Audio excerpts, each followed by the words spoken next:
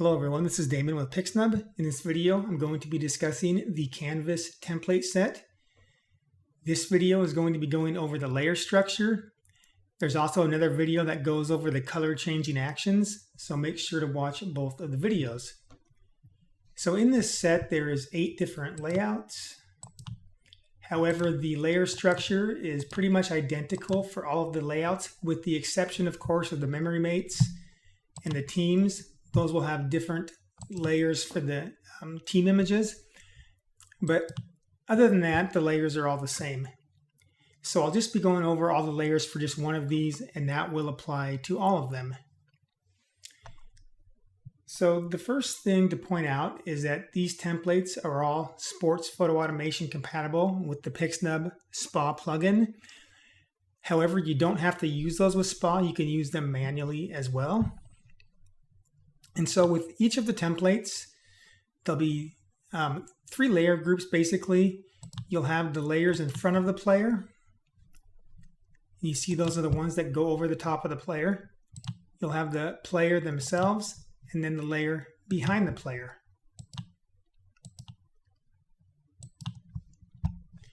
And so this is pretty well organized. So if you just drop down any of the folders, you can see the layers that are inside the folders. Before I go too much into the layers, I'll talk about the player real quick. This uses a standard sports photo automation setup, but there's also a blank layer where you can manually put in your player. So if you're not using SPA, you can just drop your player in here. If you are using SPA, this comes with player alignment mode 5. Alignment mode 5 is probably not the best layer to use in most situations. I mean, it works well. However, if you have feet in the image, you're probably better off going with modes 2 or 3, because those will scale feet to head.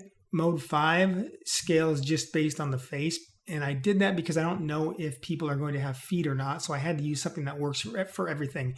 But if you have feet, go ahead and replace that with mode 3 and just place the feet off canvas, and you'll get a little more accurate scaling that way. With the player layer, it's nested into 2 different groups. So your manual input player and your player layer, those are inside another folder called drop shadow. And the reason why I did that way, if you throw away your player layer and put a new one on, you're not going to lose your drop shadow. So for instance, if you want to put mode 3 on there, if you delete that and you put it back in, you still have your drop shadow. As well as this drop shadow will work with the manual player input as well. And when I talk drop shadow, I'm talking this shadow right behind the player, which we can hide here. And you can see the effect with that on or off. Now, the drop shadow layer that contains both of the players, that's in another folder called player. And there's a specific reason why I nested this into another folder. And that is because for the case where you want to add transparency to your image. So let me hide this. Well, let's hide the layers in front here. And there is a layer mask on your player layer setup. So if you wanted to add transparency in for whatever reason, that will not affect the drop shadow. Now, if just let me demonstrate. If the drop shadow was on the same layer as the player group, see how terrible the drop shadow looks where that fades off into transparency. So because of that, it's always best to put the transparency and the drop shadow in separate layers. Hope that makes sense. I don't want to dwell too much on that, but just to explain why there is this nested folder group. So with the layers, just let me expand everything. This is actually pretty well organized and pretty simple for how these layers work. Each of your elements in your layer structure is basically a texture, or it's a shape with a texture applied inside of a smart object, with a color and a texture clipped to that. So for example, for this, let's look at this top stripe, for example. So if I hide the top stripe group, you see that we don't see that anymore. But what that actually is if you double click on that, this is actually a smart object and a rather large one. You can see it's 8,000 pixels wide. And I put that inside of a smart object. That way you can scale that as needed. And it's non-destructive that way if you scale it up or down. And also, it's larger than you need. Like for example, when you select that, see how large this is? And that's purposely done that way you can move that around. And if everything was cropped to the frame, then you would not have the ability to move these shapes around. So here's the top triangle. You can see we can move that around as well, and we can move both of these in if we need a little more or whatever. It's, you know, completely up to you, but that's why they are bigger than the frame.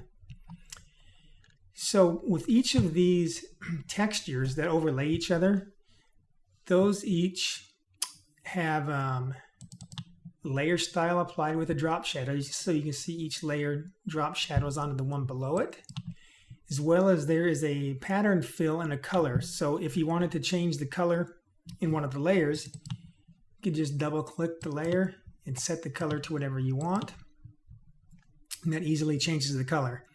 And then you can see as well the layer above that is what's actually adding the texture to the layer. You could go into the pattern fill and you could change the scaling of that if you want. You can also, if you want to just move the pattern around a little bit, you can do that. It's a seamless pattern, so you're not going to see any seams no matter where you move it. And with these colors too, this is the next video that I'll be really going over this, but just to show you,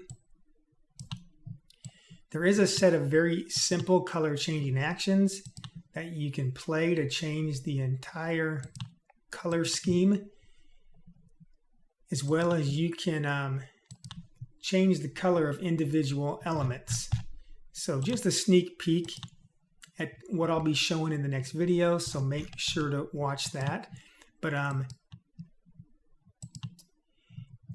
everything in here, you can individually adjust the color as well as with those actions. So if you look through here, you're going to have everything pretty much well named for what it is, like top stripe, top triangle, and then there'll be a bottom stripe and a bottom triangle, and then all of your layer names are your standard SPA ready team names that have the automatic text resizing append on them. So first name -RM, for example. But these are just standard text layers where you could change the text color right in your text properties here. Make that text color whatever you want. And again, that text color is controlled by the actions as well. It's pretty straightforward with all of that. And the last thing to show here is the reason why this is called canvas for the template is you have this canvas layer you can paint directly on. Now there's 5 different layers where you can see there's some different paint effects on those layers. You can choose one of those, or you could also just show this empty layer where it's called paint here, and you could just use any brush you want. So for example, if I go into the dry media brushes, let's click on Kyle's Ultimate Pastel Palooza.